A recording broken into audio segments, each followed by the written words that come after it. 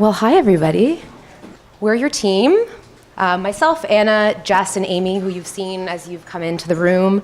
Welcome to GirlGeeks. The whole reason we exist is to champion women in technology in Toronto and showcase some of the amazing women who are in this space. In fact, we don't do any topics, we don't cover any topics where we can't find all women to speak.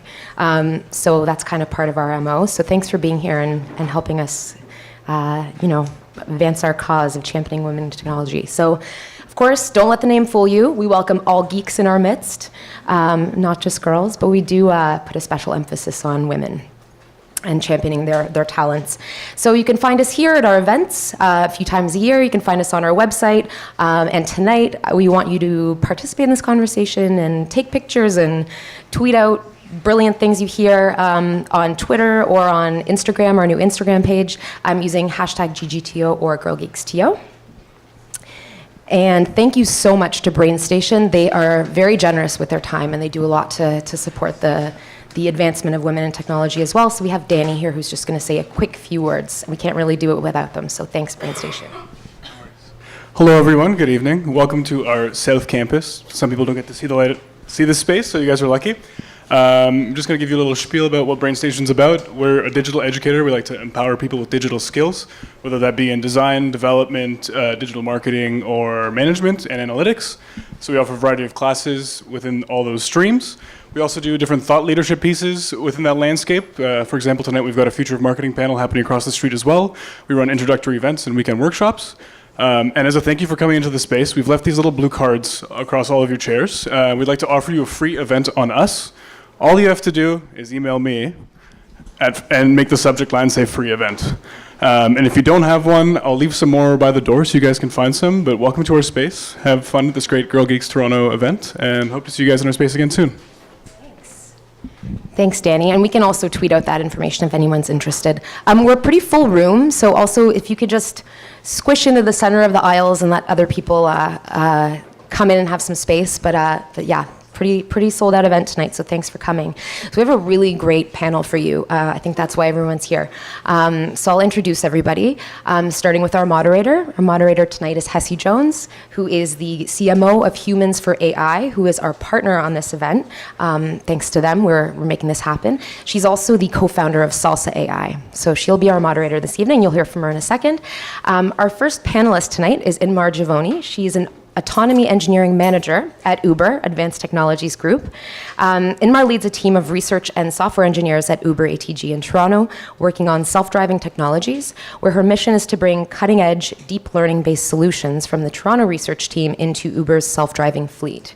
Inmar led machine learning and research engineering teams in various Toronto-based companies like Kobo and Kindred, and worked as a research scientist at places like Intel and Microsoft Research. And prior to that, she completed her PhD at the U of T, specializing in machine learning.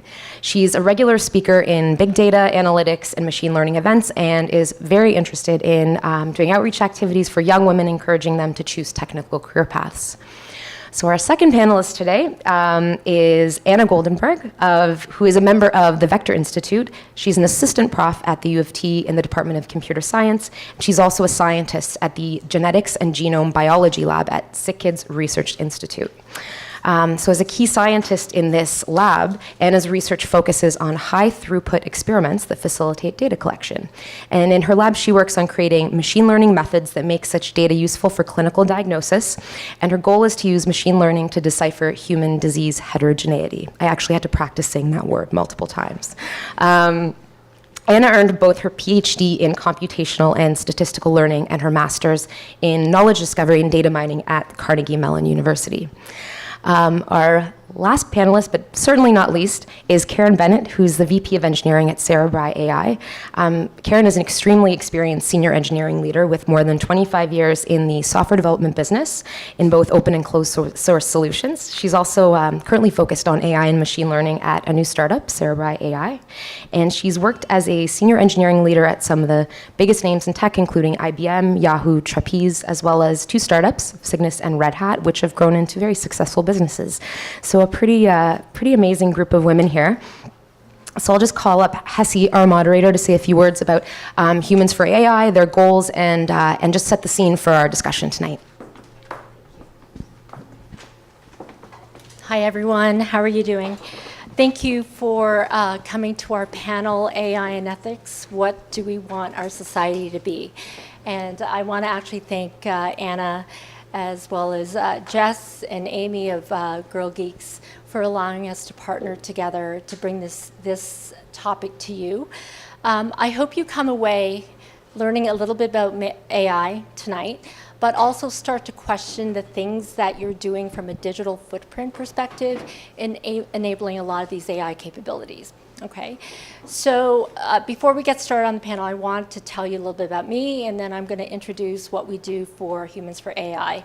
This is the Toronto chapter, which we're just in the midst of launching right now. So I've been in digital for about 17 years. I've been in the workforce for 25. My grounding is in database marketing, and so I love data. I would say my defining moment came in 2005 when we launched Yahoo Answers in Canada. And for me, it was a turning point in understanding everything in kind of demystifying everything that I knew about data and trying to understand the dynamics that came out of social networks. And from that time on, I started really studying not only how people behave on these social networks, the trust factor that came out of it, but also the data stories that came out of it. And the panacea for me was trying to contextualize the information that came out of these social networks and how to actually draw conclusions and marry that information with transaction. And so that evolved eventually into the AI space, which I am in now. And to be able to marry that kind of information is awesome in terms of understanding what that could mean for many services and products, but it's also a scary thing. So this is the reason why I joined Humans for AI, because I think we really need a plan to try to control it when it happens. So this is our founder.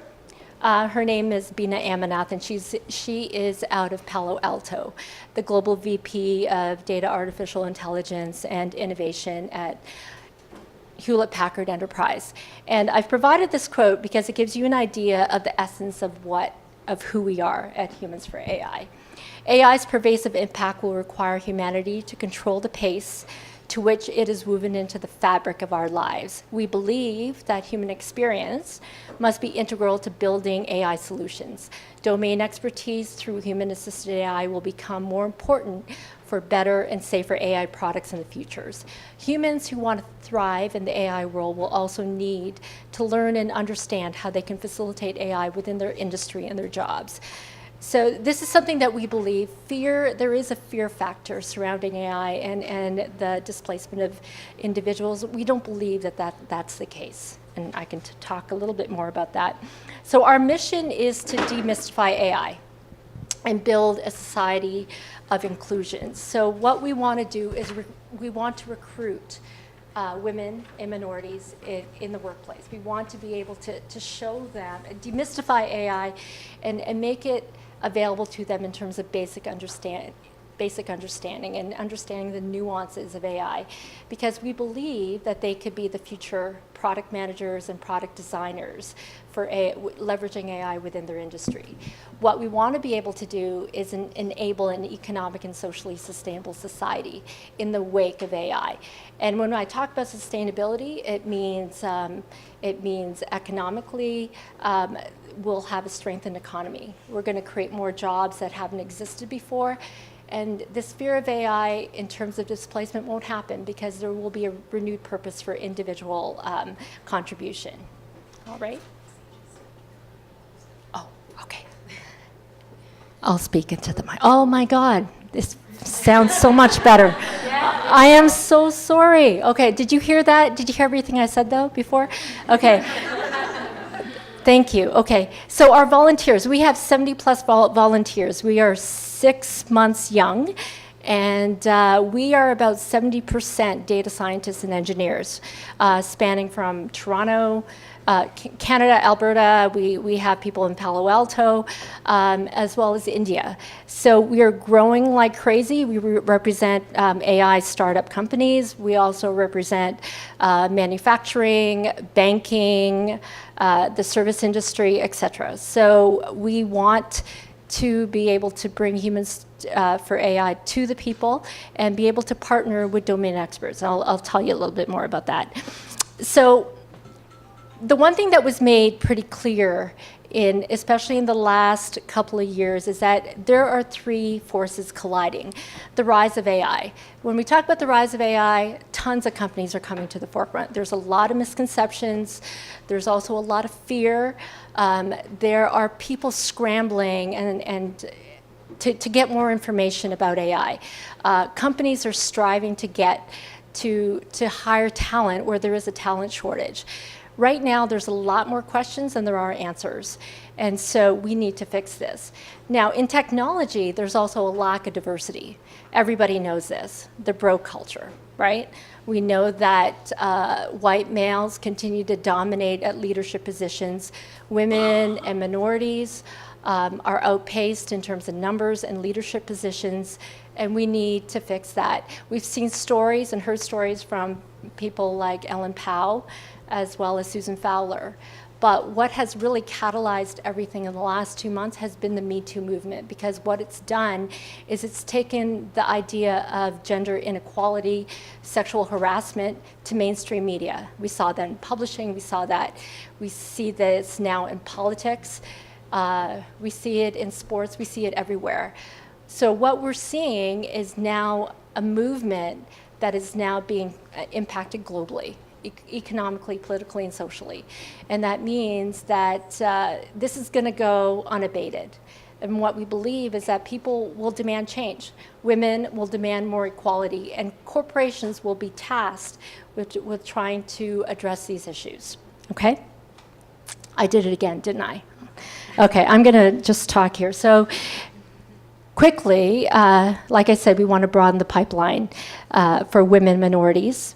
We believe there needs to be diversity of thought, diversity of opinion, diversity of experience in building AI products.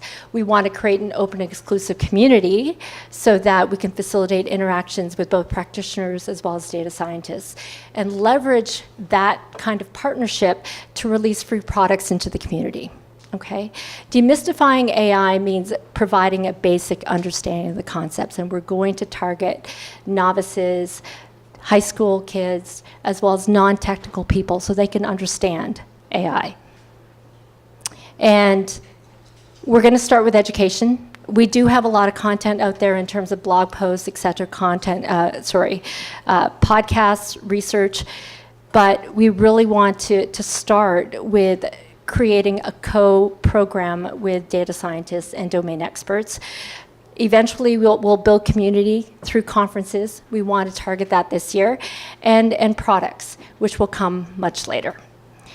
So 2018, we're tasked with actually starting the program, and we're going to target the marketing sector.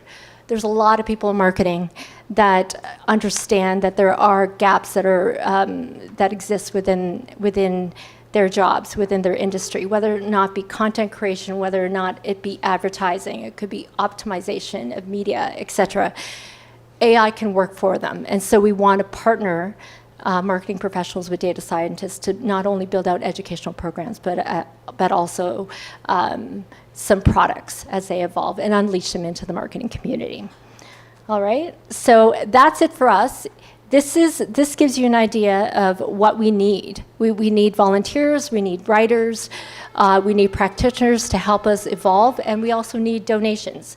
So if you're interested, please contact us. There's about 5 or 6 of us from Humans for AI here in the room, and if you guys could raise your hands so that they can, if you have any questions about Humans for AI, they can come to you. Okay? They're at the back room, Ali and Dave and Alyssa. Okay, thank you. So without further ado, we're going to talk about ethics for AI, what kind of society we want to have. And it's great that we have three women who are embedded in the science and the engineering of these models and these algorithms, because I'm going to task them with answering some of the questions that we as, I guess, humans want to answer. And so we're going to cover the basic tenets of AI: privacy, bias, control, and solutions. We may not get to everything, but we'll do the best we can. All right? Okay, so let me start with, and anybody can answer if you guys want. Let's define AI to start with. Who wants to take that question? Let's define AI, and where are we today? I can start. I don't know if it will be the definition that is the common one, but coming from an academic background, AI is been around for a long time. So the field started sometimes in the 50s officially, and the 50s, and it's the pursuit or development of computational methods that behave in an intelligent way. So it's a really, really broad definition. It doesn't really tell you anything about how to go about it, and it doesn't really define precisely when do we decide that something is intelligent or not. And one of the founding fathers of the field said himself that as soon as it works, no one calls it AI anymore. That's a quote from the 50s, right? Now, when people talk about AI today, they typically refer to a set of algorithms that have been shown to be very successful at doing all sorts of tasks that we weren't really able to do up until 10, 5, 2 years ago, a year ago. And these algorithms are within a pretty specific domain within AI, which is called machine learning. So machine learning is specifically trying to solve this problem by using data, right? So by using algorithms that train on data, that get access to data and learn from examples, which is very different from, say, just trying to write down rules of something intelligent, which is something you could do, right? The original, chess systems and so on didn't learn from games necessarily, but human experts encoded some of the rules. And then within machine learning specifically, which is also a field that's been around for quite some time, there is the subfield of deep learning, which is a new name for pretty old methods, which are the methods around artificial neural networks. So they've been around for many years, but we never quite got them to work until quite recently. And now they're working really well. Maybe we'll get into why later. But so when people talk about these AI algorithms that are, detecting their friends in images and all of that, really they're pretty much most of the time referring to deep learning and also a bunch of methods from machine learning that are also very applicable. So that would be my take on it. I just want to clarify a little bit, is that I think now, because AI is everywhere in the media, people usually refer to something magical. Like they say AI, and it's going to solve, and it's going to change. And every time I talk to the doctors, because I'm in a health kind of environment, they say, yes, it's magical. You will do magic for us. And this is it. I think Inmar has pinpointed exactly what's going on, is that in the media, it's this kind of global artificial intelligence which will solve everything. We don't have that. What we have is machine learning, and machine learning is very good at solving specific questions. So we are getting better and better at solving very specific questions, and that's what we, the practitioners, call AI for the media. But in reality, it's machine learning. Yeah, just to add to that, because I come more from the enterprise position. Many companies are seeing AI as the silver bullet of how they can make more money, bottom line. And why now? Because basically they've tapped out on analyzing their data with traditional BI type tools. That's not to say every company out there is, understands their data, but another reason for why now is AI is more natural, as been pointed out, machine learning, neural nets, it seems to come under the umbrella of AI. Everybody talks about AI, the press talks about AI, it's the silver bullet. But bottom line, you need a lot of data to make it work. And so all of these companies are sitting on, especially the big ones. I personally work with a lot of the financial institutions here in Canada. They have so much data on all of us, but they have no idea how to data mine it or analyze it. So again, it presents a unique challenge to not only folks that are trying to build AI solutions, but even the academic type solutions. I have a client right now that has 1 trillion rows of data. Like that in itself is a challenging IT problem. How do you suck all that data in to be able to analyze it in an AI tool? So it's a really exciting time right now. However, as we're going to get into some of these other issues, you'd be shocked at what these companies have data on you. And in fact, every company that I work with, my first SQL query is, what do they know about Karen Bennett? And it's insightful, especially Equifax. They are tracking your cell phones, you guys, and they know if you're having an affair. So. Okay, we're going to get into that, Karen, because that's where it becomes really creepy. So, okay, so let's start with the basis of AI, and even when we get into BI, everything starts with a model. Is that correct? Or does it start with an algorithm? I'm not sure if it's a chicken and egg thing, but can you guys explain how these models are built? Inmar, do you want to start? Anna? Yeah, Okay. I mean, to me, a model, an algorithm, they kind of refer to the same thing. It's a statistical, in my case, or most of the time, is statistical / algorithmic tool that we develop or apply to an existing data. Usually, in an applied problem, the solution starts with a question. So you have to define a really good question and then figure out whether you actually have the data to address it. And then you build a model which captures the patterns in the data to map it to the question that you're interested in. So in order to, let's just say the question, for example, the objective of trying to solve a problem, who helps you with the inputs? Is it the domain expert that actually, is it a process thing? Do we need to understand which processes go into making that decision?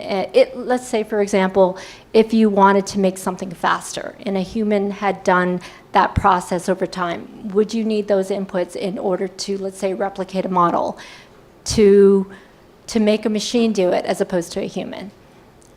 I think a lot of the times, it completely depends on the question that's being asked. There are all kinds of questions, including just, I have all this data, can you discover some patterns? Let me know something about it. It's called unsupervised learning. And that's very common to do kind of data exploration and data analysis. You want to do something faster? That again depends on the question, because sometimes, ultimately, once you've learned the model, it'll be faster, but to learn the model is not always that fast, so it might take a week to run. If we choose an MCMC, it might take a year to run. And I think there's no, it's very hard to talk generally, because it really is a question. Any practitioner would really get into the bottom of what's being asked, Okay. To figure out what's the right tool, what is the right machine learning direction to follow. Okay. Yeah, so to just add, I think your original question, AI algorithms and models, to me at least, they're pretty much the same thing. It really is, as Anna's saying, it's the question that is asked of that sort of data and the model that makes it unique.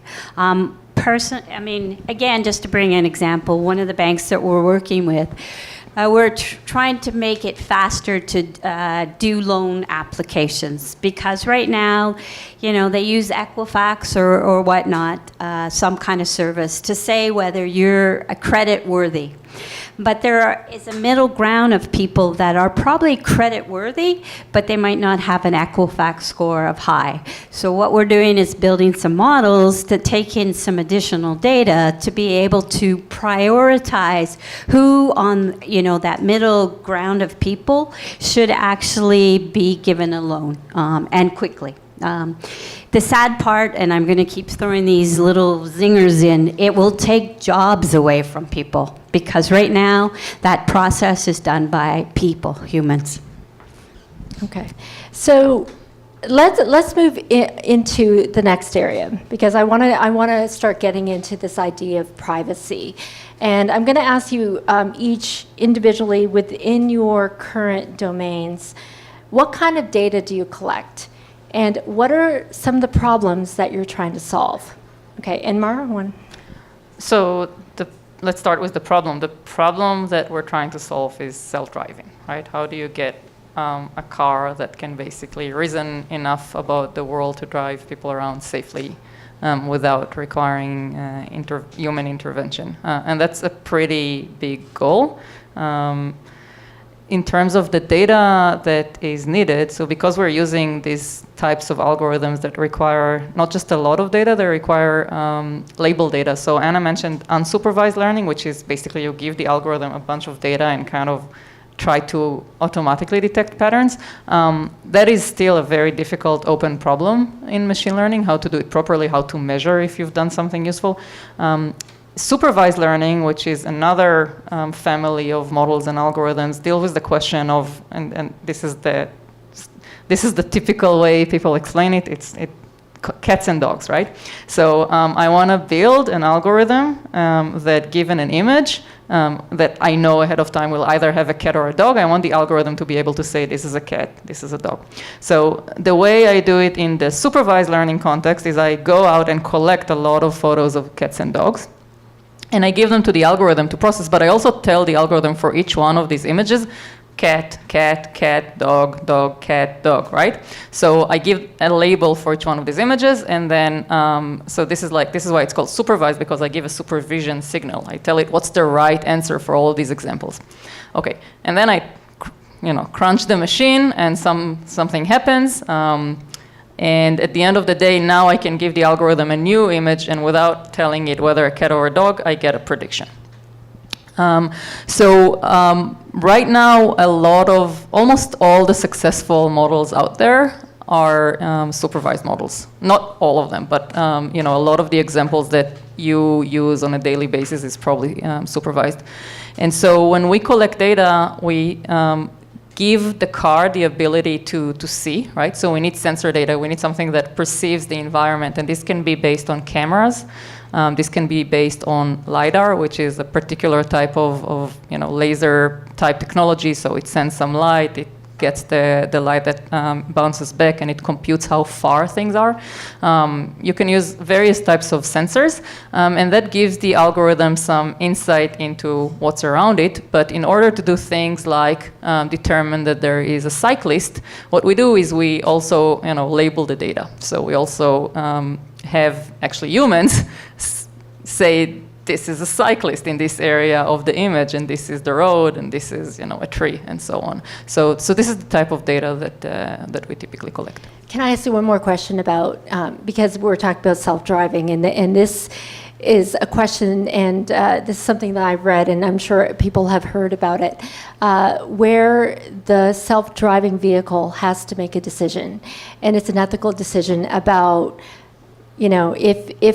if you were to get into an accident and it was to either save the passengers in the vehicle or to hit somebody in order to, I think my question is, which life do you choose? Yeah, so this is a question that I've pondered on for a bit, and then it struck me that one of my answers is, which life would you choose? And I think it hints to the fact that the problem isn't really with the algorithm. right? The problem is that we haven't actually defined rigorously what is the ethical thing to do. And when people make these choices, we don't take them to court for making the wrong decision because we don't really have a notion of the wrong decision. So an algorithm is just an algorithm. It will do what you tell it to do. So really, what this has done is brought to the surface the fact that there is these ethical considerations which humans are allowed to make fuzzy decisions about. We haven't really nailed it down, and we probably should, and then it will be a matter of legal practice, and we as engineers will implement the decisions.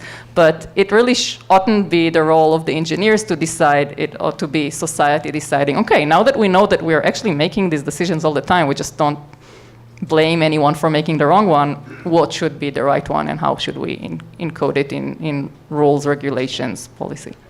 Okay, perfect. Anna? I don't collect, as in I don't generate the data myself in the health area. So I work with everybody from molecular biologists who generate kind of biological data or cellular data to the doctors that are observing patients and giving me clinical data that they have collected on the patients that they have observed. So I think just to tie it back to the previous question, in my field, it's actually quite important in terms of making a decision.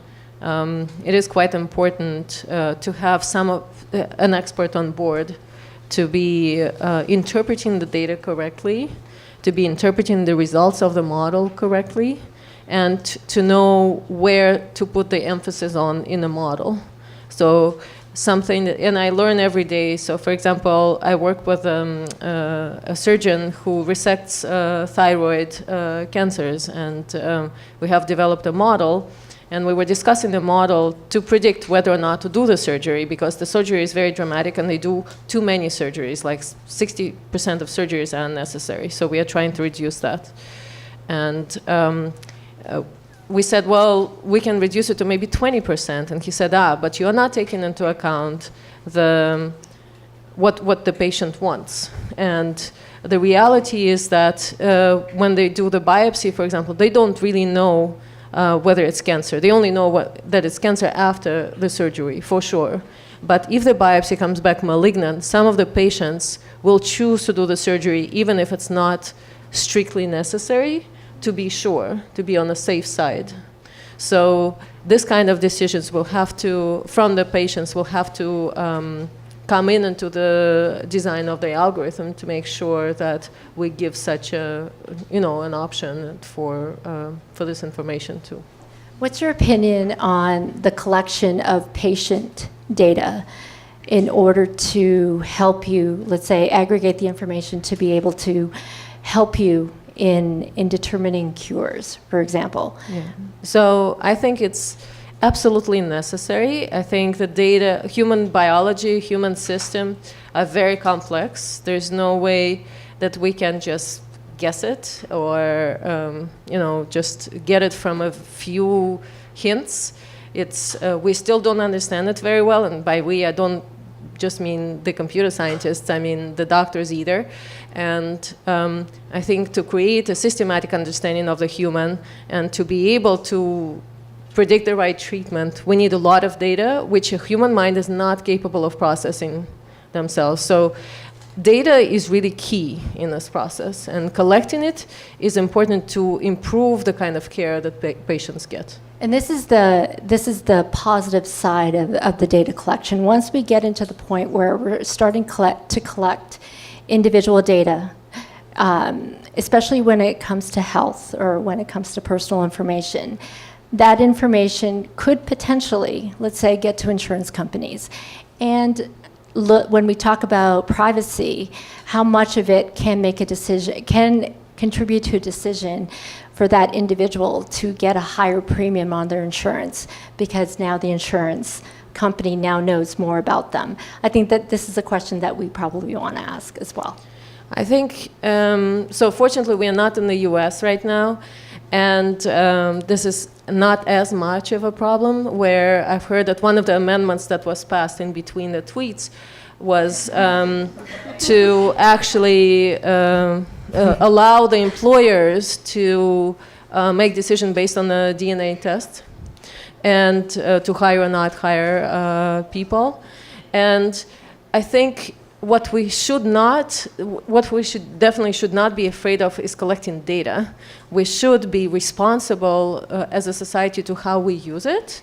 We shouldn't be protecting the data from the algorithms that are trying to kind of inform the doctors to make a better decision. We should be protecting the data from some, bad decision by the government. And the idea is that there are laws, and I think there are laws right now being considered in the Canadian government to say we are not allowed discrimination on the basis of your biological condition, right?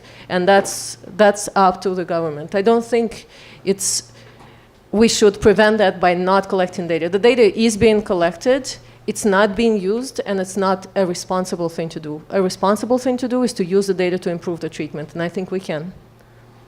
So Karen, I want you to talk more about, you expand on what you talked about last time from a client perspective. Maybe use a loan example. What kind of information, when we talk about Equifax, what are the kind of the data points that Equifax is currently collecting and how they make inferences on whether or not somebody should be granted a loan? Sure.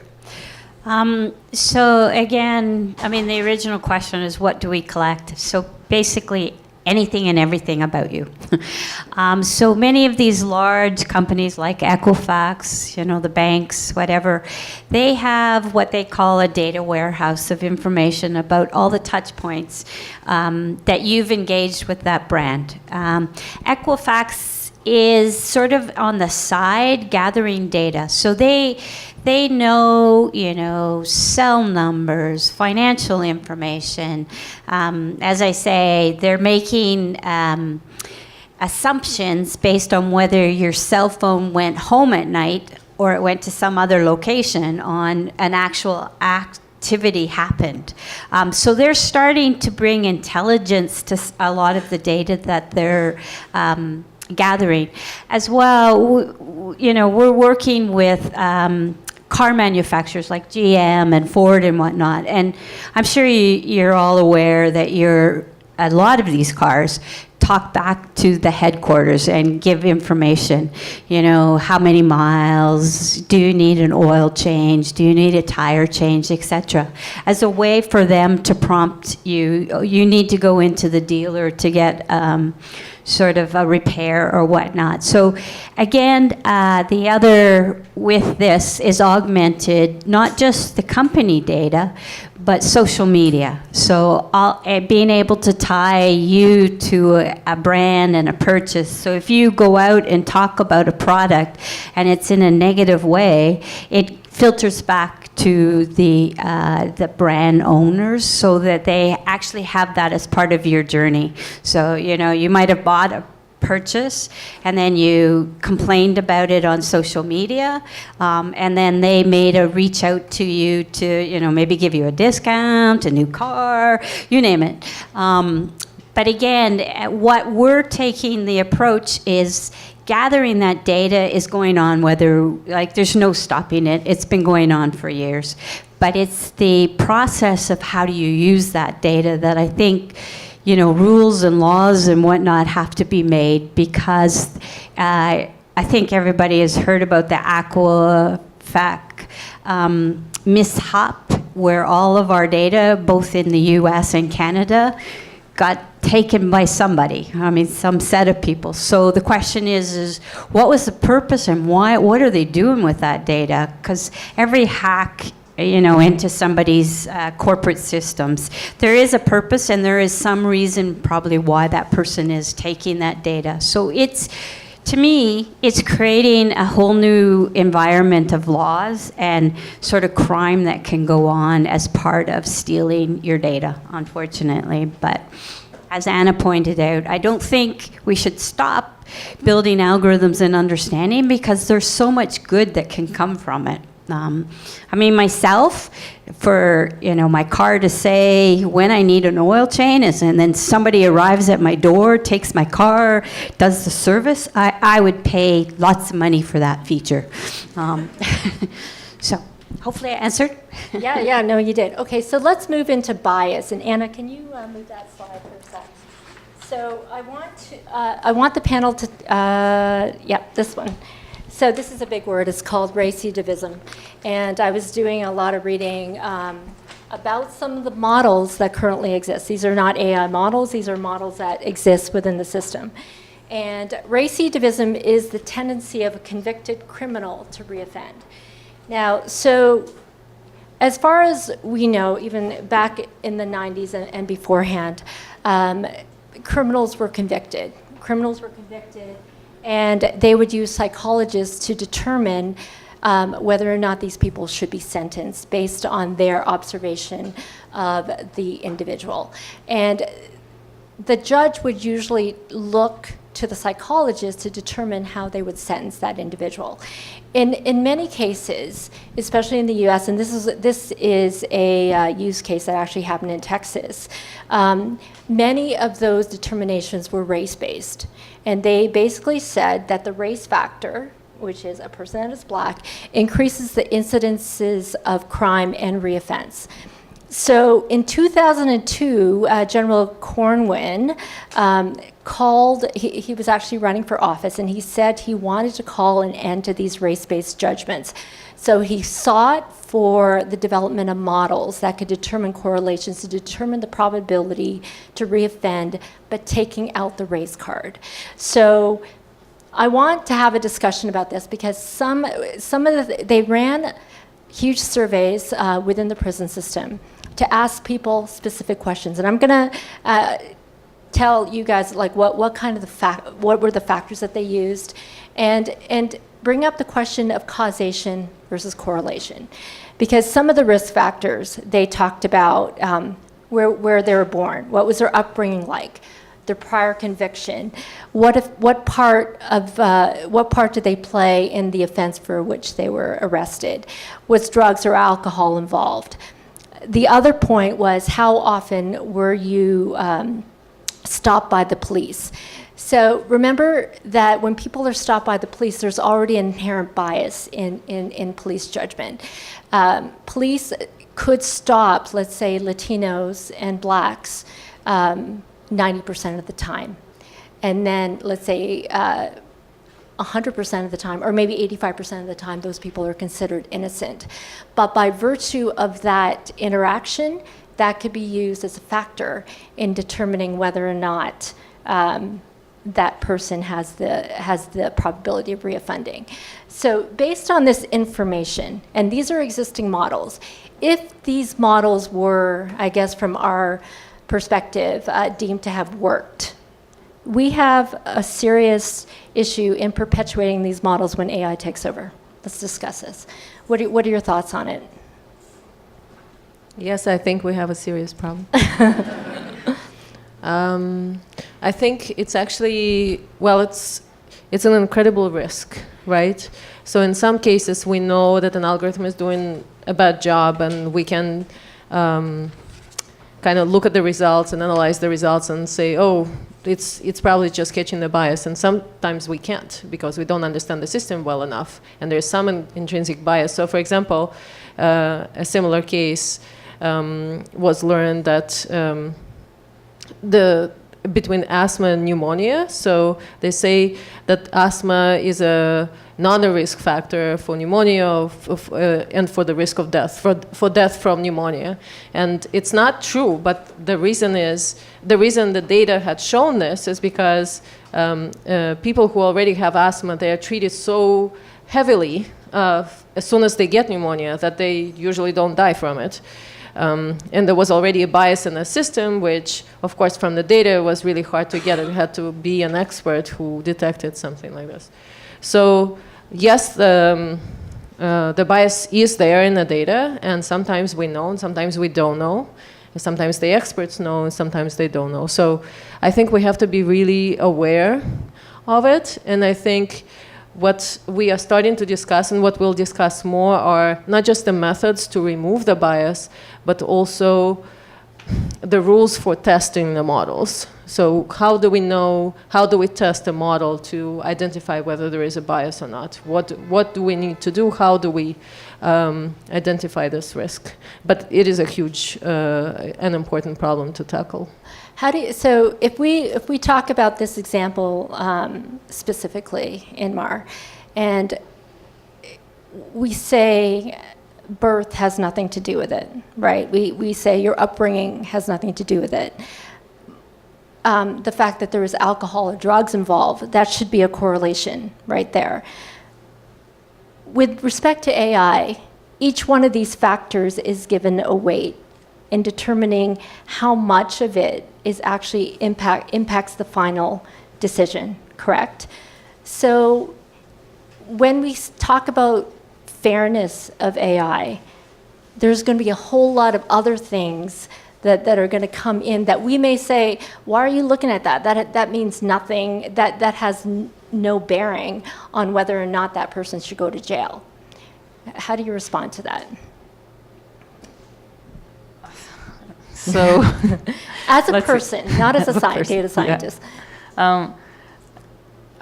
So the models are limited in the sense that we construct them, right? We define that we, in the model you described on, the idea that you roughly touched on is that we have a bunch of factors and we assume that each one contributes some amount of weight or relevancy to a prediction, and then we somehow combine all of these weights together and out comes a decision, yes, no, or something like that. But we, as the researchers or the scientists, were the one to say, this is, I think, what's going on abstractly, that these things, we call them features in the the technical jargon, are the ones that can actually give a prediction, and that we want to, let's say, learn these weights. Or a more simplistic model would actually say, this is what, in a way, the psychologist does, right? They will say, I kind of know what this weight is, because I'm a human and I just do it automatically somehow. So the problem is in that feature, in the decision to choose these particular features and the decision on how they should be combined, and whether or not the data that you're collecting is mistakenly suggesting that there is this relations, and that has to do with the correlation versus causation, right? So maybe these are correlated, right? Probably if you come from particular socioeconomic background, there are correlations, but you have to take a step back and say, but what is really the hidden reason that is causing these correlations? Whereas people like the storytelling, they like the idea that actually one thing leads to the other, and are very quick to mix the two together. So I don't know that we have good system. People look at this question of, can we actually establish with proofs or scientific methods causation versus correlation, and it is really difficult. And usually you do it by actually being able to control the situation, so that you can remove certain factors and play around with them, which you can't do with data that you're collecting from real life type of situations. So I think the only real answer I have is that you have to constantly keep it at the back of your mind and really question what are the biases that you're injecting when you're choosing particular features, choosing a particular model. And as Anna said, we need to build these tools that allow us to really test the models and verify them in a way that could potentially expose that. But to say that we have that would be wrong. So Karen, I'm going to ask you from an engineering perspective. What do we do? Like systematically, is there a way to re-engineer faulty models? So as you've heard, I mean, there's bias in the data, and we're probably at the early stages, be it development or the data scientists, that these are problems that we need to solve. We had an example. now building models that identify the bias in the data, or we're starting to teach how to identify a bias in the model. When we got some banking information and it was about loans, sort of approval, what we found was it was actually biased towards your social insurance number.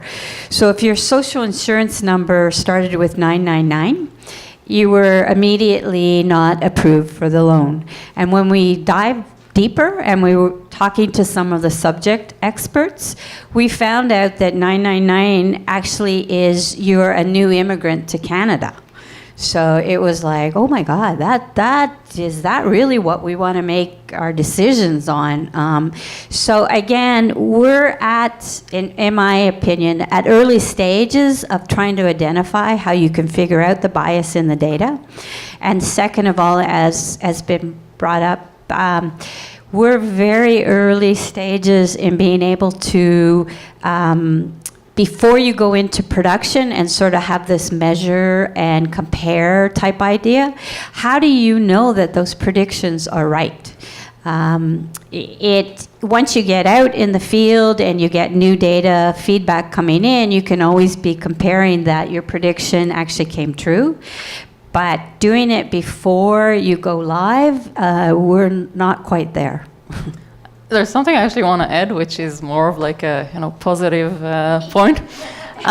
One of the things to help the situation is to increase diversity in the teams that are working on it, because that's exactly where, if you have a woman on the team or a Latino or someone will look and say, hey, you collected images of white guys and you're building a face detector. Like, how is it going to do on women and people of various ethnicities? So having different mindsets looking at the problem and recognizing that something's missing is not it's not a scientific or a perfect way, but it helps a little or a lot. I heard something about that, about facial recognition software that can't detect black faces. And the same thing with those hand warmers in the bathroom. You go to the bathroom and it's censored, but if you put on anything other than a white hand underneath, it won't work. So that's an example of some. Have you heard about that? And the first seat belts killed a lot of women. Yeah, it's one of the earlier case studies. Yeah, because they were not at the right height, pressure, and so on, because you can imagine who was on the engineering team. Yeah. So we're seeing biases everywhere, and we can even see it in let's say, we said image recognition. We also see it in voice recognition, but even in syntax and semantics, where there is an automatic bias that, let's say, men are doctors and women are teachers, right? Those kinds of things need to be looked at. And the amount of models that are already out there, and when we talk about re-engineering, how do you know? Because really AI is about trying to mimic the human brain, right? How we make decisions, how we do things. And yet we're also saying that we want AI to bring us more efficiency, more productivity, and yet the human brain is also faulty. So we kind of have to balance that out. And I think it's really good that you guys are saying that we're still early game. So I assume that we're still artificial narrow intelligence, is that right? We're not. Can you guys talk about the next stages of AI that we may be fearful of? Fearful of? I think these are two different things. Like the bias, if you have bias in your data, you're going to have bias in the algorithm. And that reflects the biases that society has, right? Because that's where we're getting the data. And that's a thing. That's a problem right now, right here. Another aspect which is different is the notion of artificial narrow intelligence versus artificial general intelligence. So usually when people talk about the algorithms we have right now, they're narrow in the sense that, as Anna mentioned before, they solve one problem particularly well. And if you want something that solves a different problem, you need to build a different algorithm for that, and you need to go and collect specific data. So one of the things people are both excited about and concerns about is what happens when we get to this AGI, where intelligence is kind of a whole thing, and you have algorithms or robots that can go and do all sorts of things intelligently. I think we're pretty far from that, in the sense that we don't even have a roadmap inside academic research on how we get there. It's not like we know that, oh, we only need to solve these, problems, and we understand how we're gonna go about solving them, and then the problem will be solved. It's just the jump from I can train an algorithm to detect faces, and I can train an algorithm to understand my voice, and I can train an algorithm to translate language, going from there to something that can do it coherently, and these algorithms are talking to each other, and they are making really robust decisions and so on, is not something that we really have an understanding of how to pursue, at least as far as I know. And Anna, maybe, I or completely Karen. agree. Completely agree. I think there are theoretical frameworks for thinking about AI for the last, general AI for the last 40, 50 years, but we're getting much better at algorithms for solving specific tasks, but the generalized AI is not quite there. OpenAI is working on some of that, but. So let's talk about something that is a little bit more imminent. It's scary, and it's happening right now. In China, has everybody heard about the Sesame credits? The social credit scoring system out of China. They started dabbling, yes, Black Mirror. Somebody said Black Mirror. It's true. Season 3, episode 1, I think, something like that. So in China, in a large part of the, let's say, the Middle East, and developing countries, they don't have the benefit of credit scores or credit history. It's very much a cash-based society. The same holds true in China. China has been dabbling with this idea of a social credit scoring system that basically, I think that they call it a trustworthiness that allows them to aggregate data from 3 of the biggest networks there, Tencent, Baidu, Alibaba. So it's your purchasing, your social activity, and to be able to make an inference about you as an individual. But it's not only to make an inference, it's actually a mode of compliance. So let's say anything that you do that's good in social networks, that's good for the country, is considered an uptick in your social score. Anything that you do bad goes down. It could rise and fall dynamically based on your behavior and who your friends are.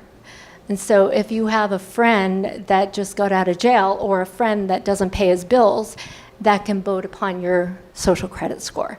And the way they aim to do this, they say it's above board because they need some kind of credit scoring system for compliance, is that your credit score is going to be correlated based on the things that you do. So you may be allowed your application will go through if your credit score is high, or it's going to take a long time for you to, let's say, get approval for that job if you don't, if you do something bad.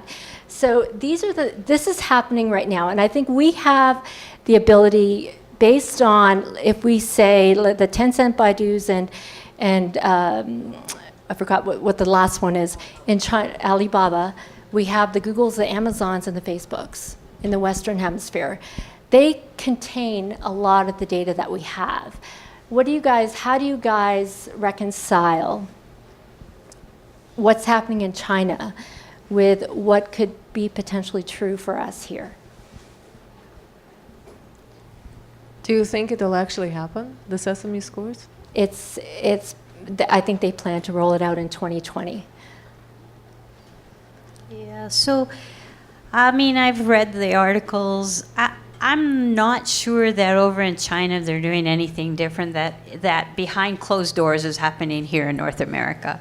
I'll bring up the Equifax and TransUnion.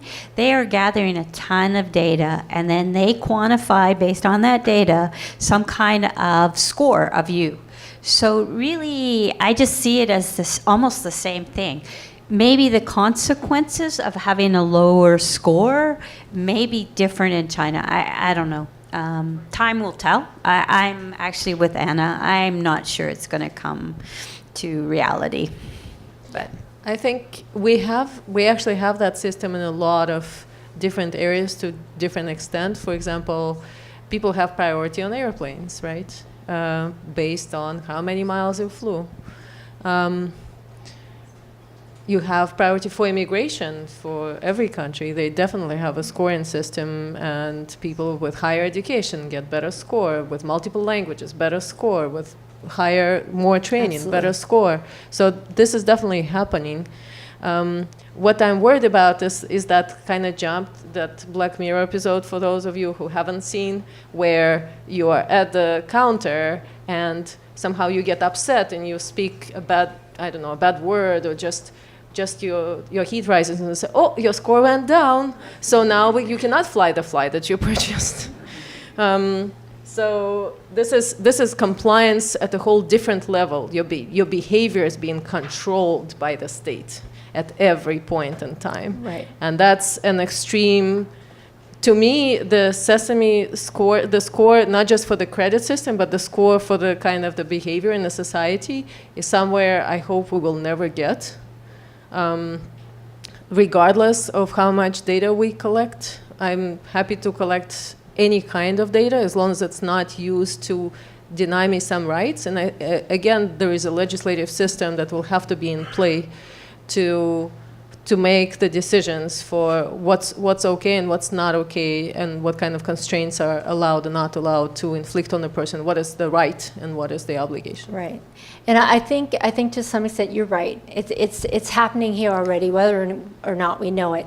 We know from what I've read and what I've seen is that it increases the disparity between the rich and the poor, and by virtue of just a postal code, we know that area has a certain level of income or wealth.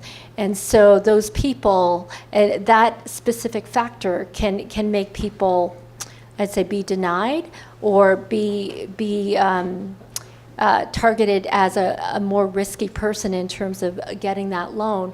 And so from that perspective, the poor get poorer, they get higher rates that they have to pay, and the rich don't get penalized because of these types of factors. It's happening already, but the reason I brought up the Sesame credits is because I fear that this dystopia is near, just because we have the data, and if we don't control the AI, then we could move to that point. But just one comment. In Europe, they're setting laws this calendar year, right? To people are going to actually have to consent to you using the data, and how that's going to impact AI and all these models is going to be interesting to see how it has to get done. So let's talk about that, because in order for us to control it, the one part of that, it's called the European General Data Protection Regulation, the GDPR. One of the things that they're allowing people to do is to consent whether or not their data could be resold. And by reselling the data, that is going to hinder AI. Do you believe that? Because you could say, this is my data. I allow it to be used in these contexts, but not here. So the data feeds alone, and the ability for an individual to say, no, you can't use that, how is that going to impact our models or our society? Inmar, did you want to? Unfortunately, it can actually have a negative effect, in the sense that if certain populations take themselves away completely from the equation, we're introducing bias. So there is like I said, irony here. If it ends up being something that is more uniformly distributed, so there aren't any specific, then you'll have less data. I think companies will find way to incentivize people basically. I mean, they will look at it as a problem to solve, and then you can start incentivizing people by saying, you know, it is anonymous, we're sharing it for your own benefit to provide you with better deals, with better opportunities, and, you know, here are $10 or whatever. So maybe the solution is not going to be, maybe the problem of, you know, shortage of data is going to be alleviated, or not alleviated, solved from the perspective of the companies or whoever is trying to develop the algorithms by this. Another thing that I think is worth mentioning is I recently heard a talk by someone who is a real expert on that. So Catherine Hume from Integrate AI, who researches these policies, and she mentioned that she had spoken to a whole bunch of lawyers in Europe, and if I understood correctly her statement, and if I didn't, then that's completely on me. The legislation itself is a little bit vague, and she says the lawyers are not particularly concerned about being able to find many ways around it. Okay, that's fair.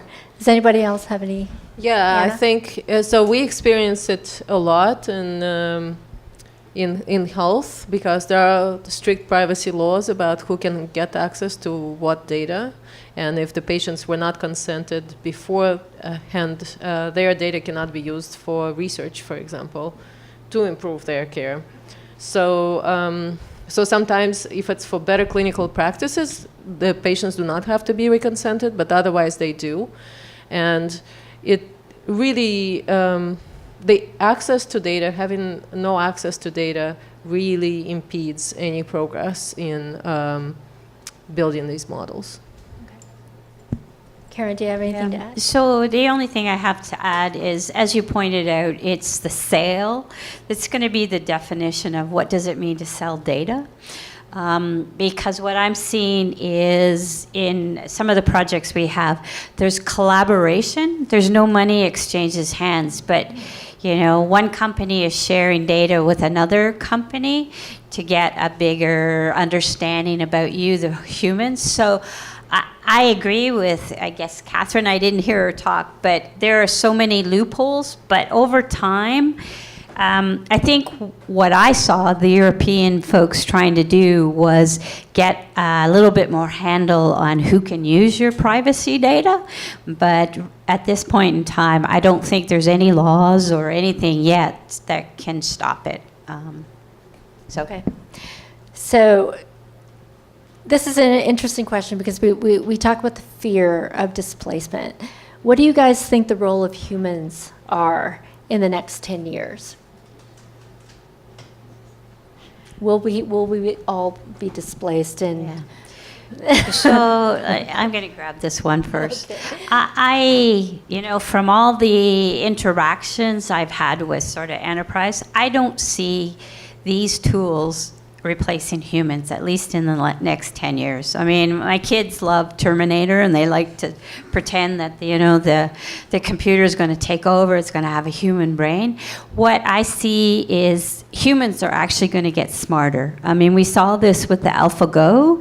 The actual players, by playing a computer, actually got smarter playing the game themselves. So I just see it as a way to augment the human.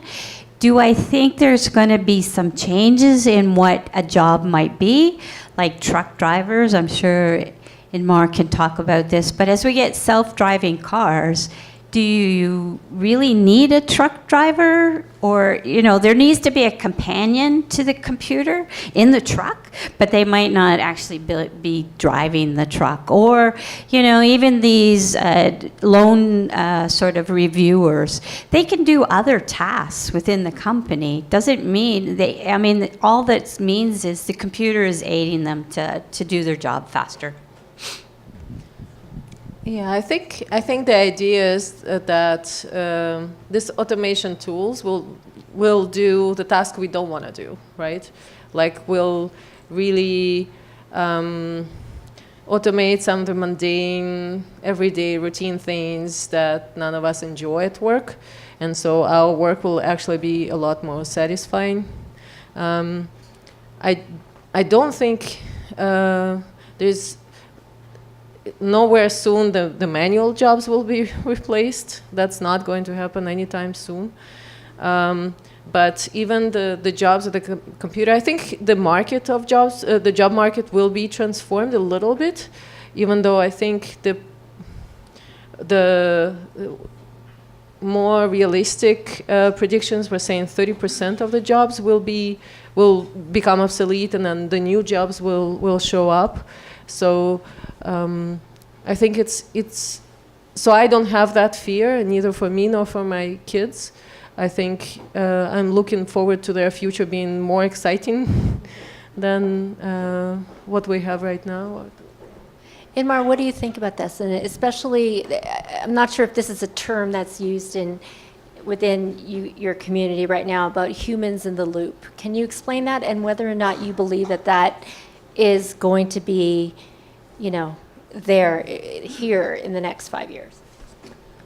So I think the term can be used in various ways, but there are different algorithmic systems that require the assistance of a person to do certain things. So for example, you need to solve a complicated task and you can automate 90% of it, but you still need someone to be part of that loop, either to monitor it or at some point take over and do something and then give the control back to the algorithm or to the machine. A lot of the way that I believe, companies like Uber will be working over the next few years is definitely with a hybrid model where kind of the automated driving is definitely supplemented by assistance from humans. And it's definitely going to be a very long process of where this model exists. And I will echo what was said before. I think that the fear of technology eliminating jobs is not a new thing and is not specific to AI. It's kind of like a repeating pattern. And the observation has always been that there are new jobs that are pretty damn hard to anticipate ahead of time. You can kind of think about, okay, what would it mean, and guess at some of the obvious things. So in the case of, say, self-driving cars, who's going to manage these fleets, right? Who's going to go and pick up a car when it's broken? Who's going to clean them and fuel them and all of that? Even if you get the self-driving part of it, there is still so much that needs to be done around it. And there's already at least one company that's popped out kind of anticipating that demand and are figuring out their processes. And right now it involves mostly people. But I think the more exciting cases are things we can't quite imagine. I think it will be really neat to see the new types of jobs that are created. And I think many of them are not going to be. I think people fear that, sure, there'll be a lot of jobs, but all for engineers, right? I don't think that's the case. And again, as we replace things that are more mundane, more repetitive, kind of like the calculator, right? It gives us more time to deal with the more interesting, abstract, creative, challenging, intellectually challenging aspects. And that will definitely be interesting to see. Great. Did anybody have anything to add? I just wanted to add that it is possible that for the new job market, people will need to get more education. So I think we have to think about how to make education more freely available for the people, and what kind of knowledge do they need to acquire will also change with time. So, but we can build on what they know, right? If my 2-year-old is already, using the computer and the phone and everything very easily, that means that some of the set of skills that I learned in high school, she will not need to learn at all because she has it essentially from birth. So I think we do have to anticipate, we do have to think about the education aspect of the humans. And I think it's very important in terms of bringing everybody into this new kind of age in the future in the market. Yeah, I agree. And You know, I mean, I've been in this IT world for a lot of years now.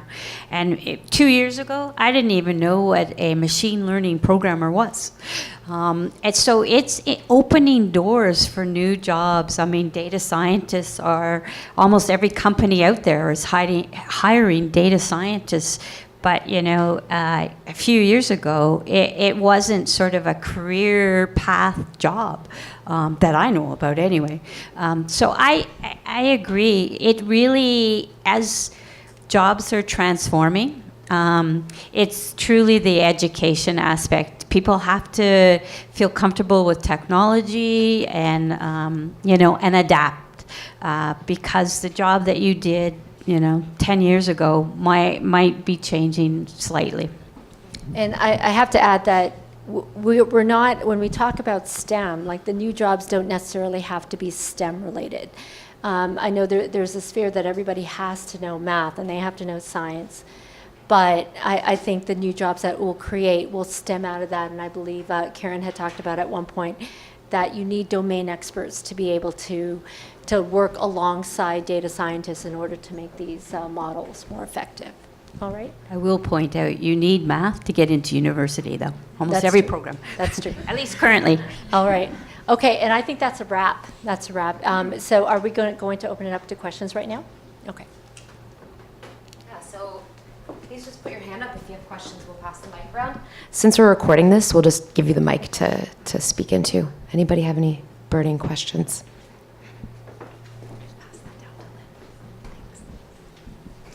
Hi. So my question is, as people who are really aware of and exposed to some of the ways in which data is collected and how it could be used, what, if any, personal privacy protections do you put in place?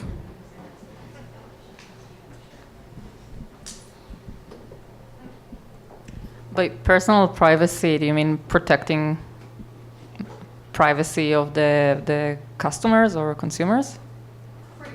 For myself. Oh, am I like paranoid about my data being collected? Yeah, what data don't you share? I'm a lot more paranoid about people than machines, personally. So you know, I don't have a Twitter account, right? I have never liked anything on Facebook, and that's not because I fear Facebook algorithms, but you know, I don't know what will be the social consequences of of interacting with people on such a broad basis. I don't do much because I've kind of given up on the notion of not being able to preventing Google from collecting my data. There was at some point I was thinking about it, and at some point I was like, okay, as long as I'm, not doing anything that will make me a target of a lot of attention from Google, my privacy will be de facto because I'm just one of billions of users, and I sort of trust these companies to have. I mean, when I joined Google, I had to sign like 5 different things that basically say I will never ever try to grab anyone's information specifically, not myself, not my family, not my friends, not a potential customer, not a potential hire. Like we are, so unallowed to do that it's pretty impressive. And most companies have these types of policies in place, so they actually are quite concerned about it. But of course, there could be companies who don't really care. So, so I do little things, but nothing massive. Maybe others have better. So, what I don't share is my birth date. Digitally, nobody can ask me my birth date and get a real answer. I have a fake one that I fill in all my forms with. The only people that know my real birthday is probably the government. But on the sort of flip side, yeah, I used to have personas of where I would use, a different fake name. But now that I'm in the AI world, I can see how they're cleansing the data and figuring out who you are. So I've given up. They can figure out that, Kathy Bennett is the same as Karen Bennett, is the same as, something else. So it's only my birth date now.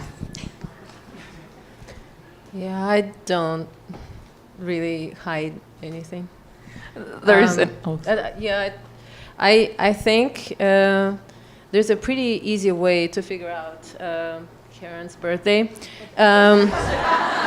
Just, yeah, because, I don't know, in the health domain, we are starting to link to the census, we are starting to link to the ministry data, we are starting to link.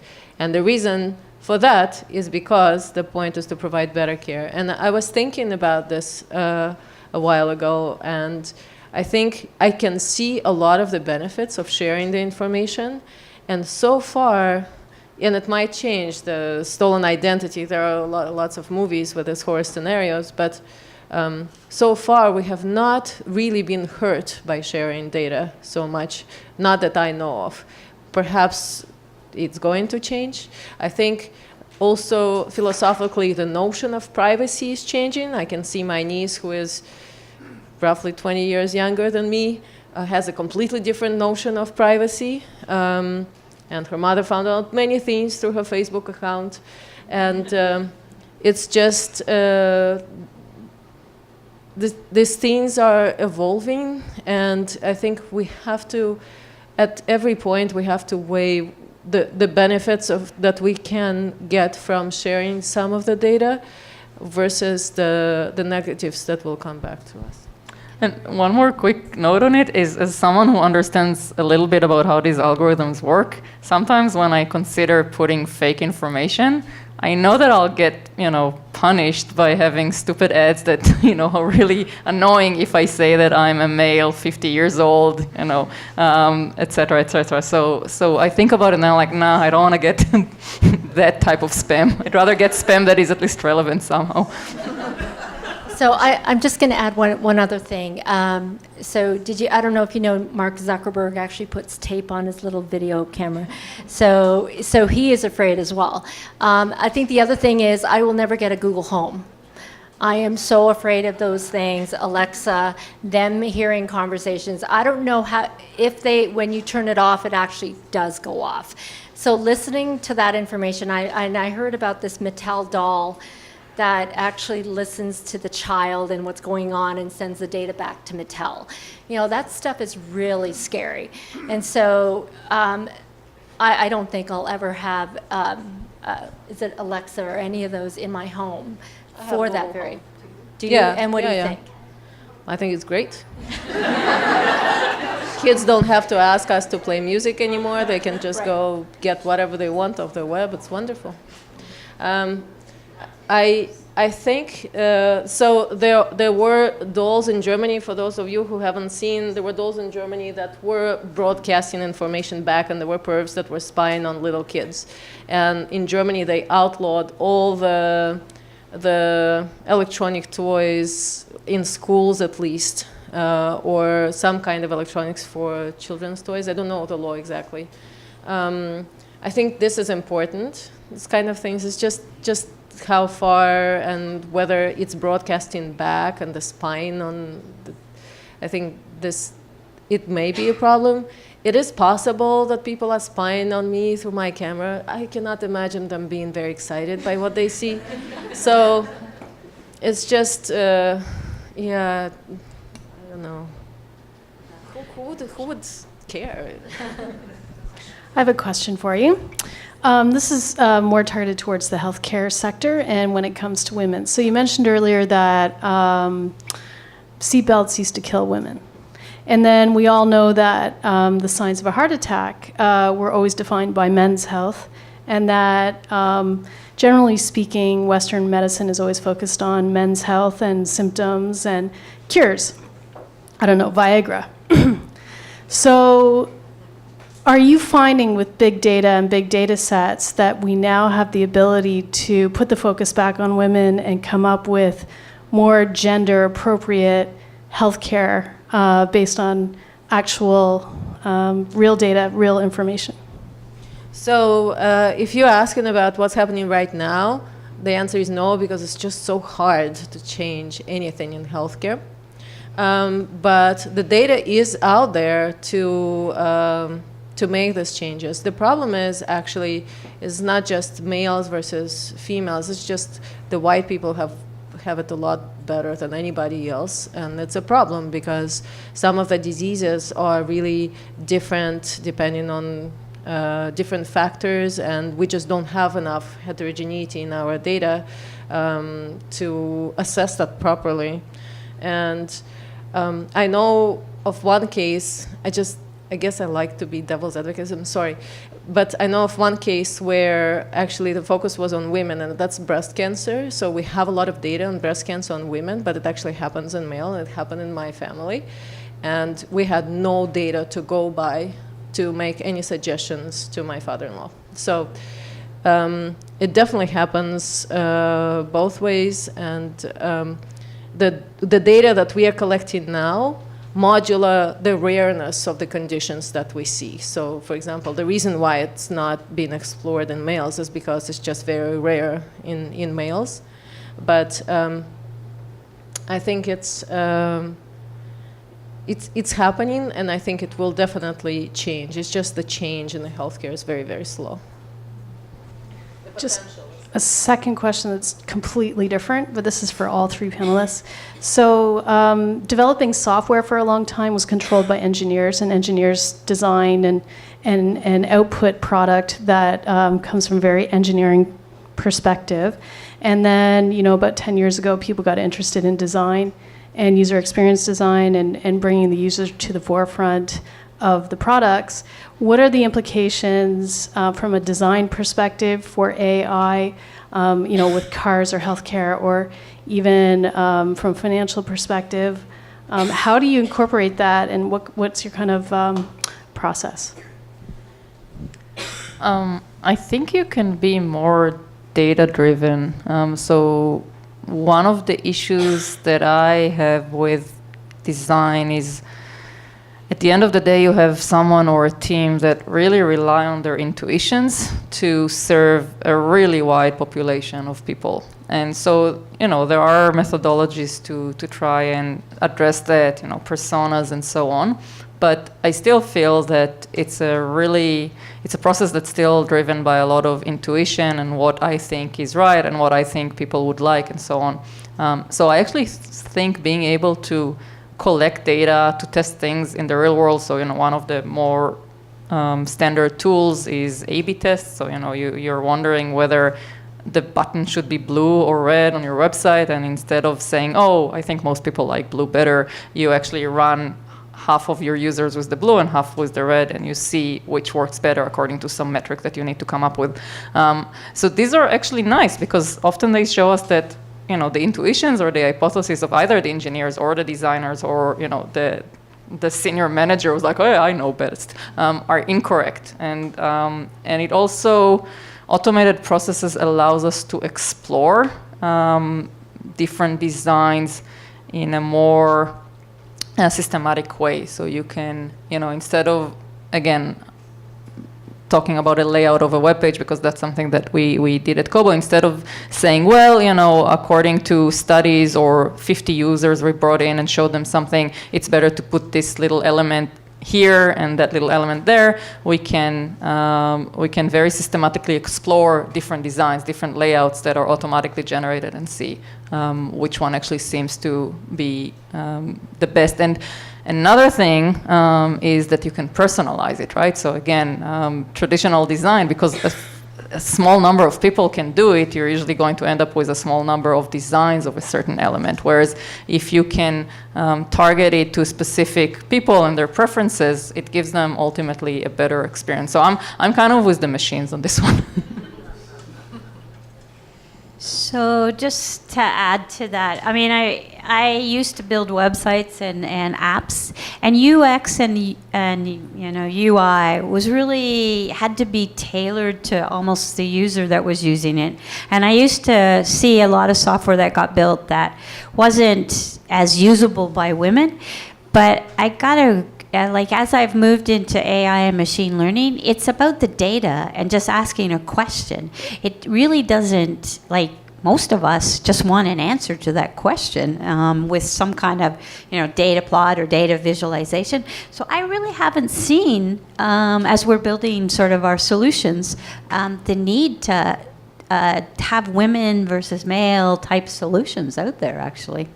So it's interesting that you said that, because I hadn't observed it before. Hello, thank you very much for taking the time. Very interesting talk. Every time we get to the really touchy ethics side of AI, be it privacy or the trolley problem in the case of self-driving cars, we always hear the statement that society should make these decisions, right? And you're right, like engineers shouldn't be making these kind of tough ethical decisions, but how can society make this decision? Like, is there a meaningful debate happening right now? And if there is, like, how is that debate happening? Like, is there a panel of philosophy majors at Uber that's like just arguing every day and then guiding the engineers? Or are these tech companies just waiting for some sort of answer from society? And like, how can we, as members of the public, participate in this debate? Like, how do we decide? We want to decide. You know, how do you think we can do that? I know that's a tough question. I'm sorry. There's definitely a ton of debate going on, right? Because people are coming to these types of conversations, and there is research being done on it in academic circles, and there are, government forums of different kinds. But all of that to say, I don't actually know precisely how, say, the government of Canada is planning to address these issues. I hope that they are starting by collecting a panel of experts and designing with them some sort of a solution and working towards legislation. But and I hope that this is a typical setup. But I don't really know much about government legislation and so on. And then also, I hope that people are kind of advocating that this discussion should be happening and going to their representatives and saying, this is something I actually care about, and I want you as my representative to go and do something about it. Not a very good answer, but that's what I've got. So I know in healthcare, just to add to this, there are patient advocates, patient groups that are always invited to these discussions. So at least in healthcare, there's always, people try to be inclusive and to have a representation of like a patient voice and things. So I know there are lots of little silos where this is being discussed. I also don't know of the exact governmental plans for how this will happen, but it is happening at the both scientific, in the scientific communities, and in the more kind of administrative roles as well. Yeah, and on the financial side, I mean, there's starts of a standard board on sort of what the models can predict, or so there's I think it's Bill 223, but it really is going to govern the banks, because all of us can go to a bank when a bank makes a decision and have to have an audit of how that decision was made. And so I know with the models that we have been building, and I'm sure all of you have heard of blockchain, there needs to be an auditable trail to how that machine made that decision. And so the government is starting to put some laws together. I don't know how you can participate, but I mean, it's in. If you look up E23, I'm sure you'll find how you might be able to participate in that movement. Hi. First of all, I'd like to say thank you for your honest input. I really feel that you're really, all three of you are really giving your honest opinions, and I respect that. I have a question for all of you, but I'll try to make it individual. So I know for a fact that John Deere already has, for over 20 years, driverless technology. They use it in like cornfields and very large fields. And the machine drives, they have someone in the vehicle. He usually runs a computer, he or she, usually he, runs a computer. And basically it goes in straight lines back and forth on the huge, huge cornfields and stuff. and it goes back and forth. And what he is making sure is that it doesn't run off the road and like run into a next field or anything like that. So it has existed for 20 plus years. And then when we talk to you, Anna, about medicine, medicine we know has been around from the beginning of time, and collecting data. And I just think about like the plagues in England, and just sicknesses that have gone on for centuries and centuries. We've been collecting information.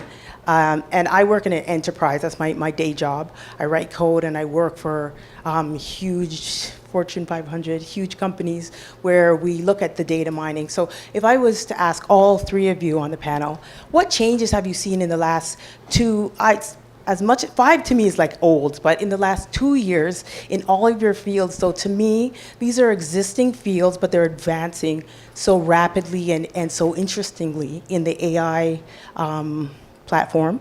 What have you seen that's different, that's happening, or you think will happen in the next 2 years that we could stand up and say, wow? Because data has been, and driverless technology, medicine, IT has been around for very long, probably longer than everybody in this room, like as long as we've been alive, maybe our grandparents. You talked about the 50s. I know there might be some people in here that were alive in the 50s, but you know what I mean? Even if we take technology, I didn't mean to say it like that. I meant I meant to say that even beyond the 50s, like we can go really far back. It may not have been in like the mainframe computer format, but it's been around. What are we seeing in the very near future or currently that's different than what we know in regards to AI in all fields?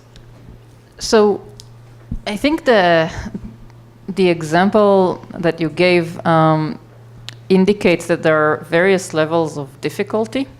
And what traditionally we have been able to do was engineer the programs and the solutions. And by that I mean someone has to go and very carefully write a set of rules that you can write down in a programmatic way.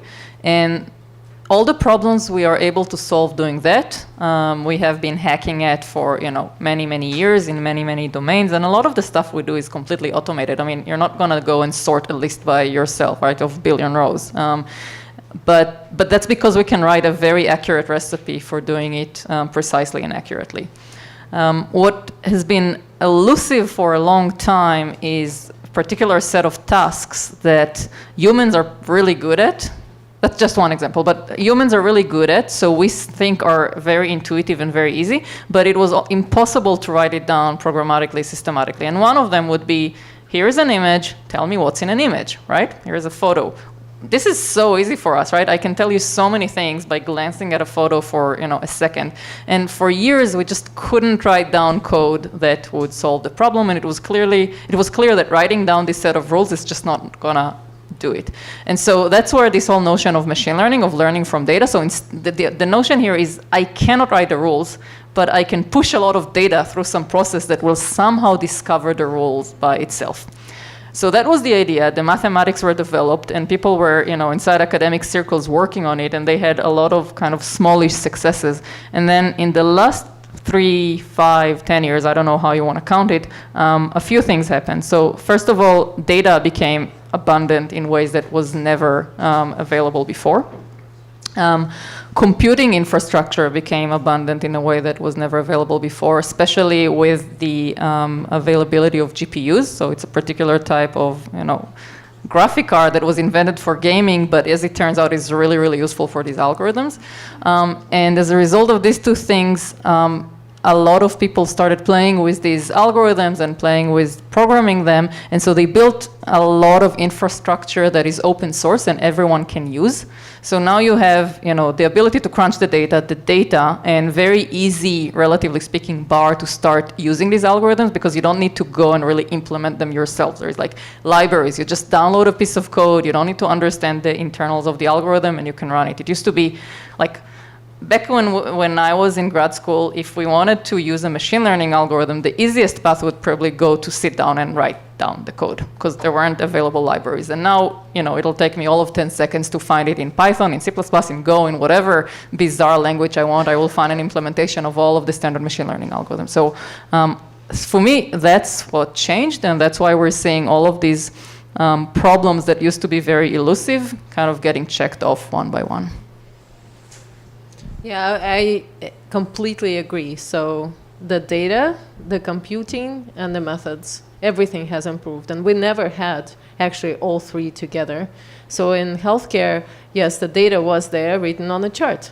It's still, for a lot of it, is written on a chart, but at least we are starting to digitize it. And once we have digitized information on individuals, we can start, learning,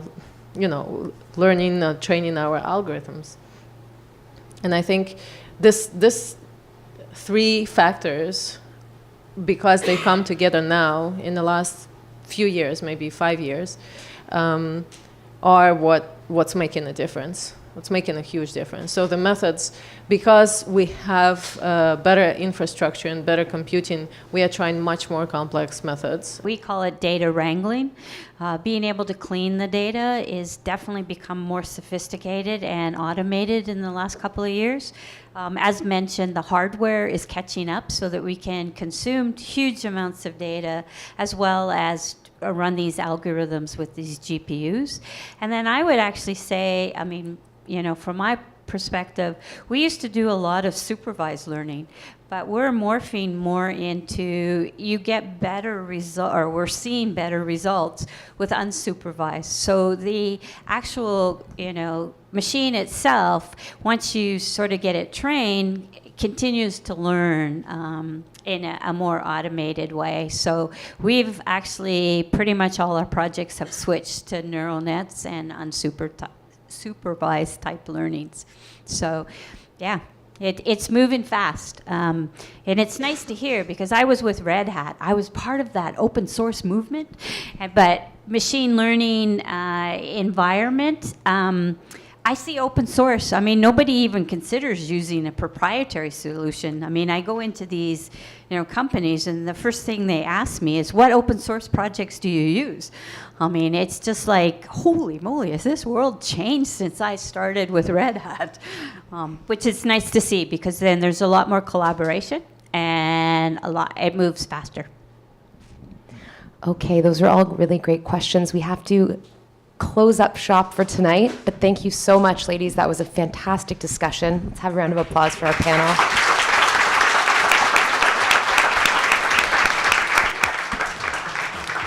All right, so thanks everybody for coming. We hope to see you next time, and have a great evening. Thanks.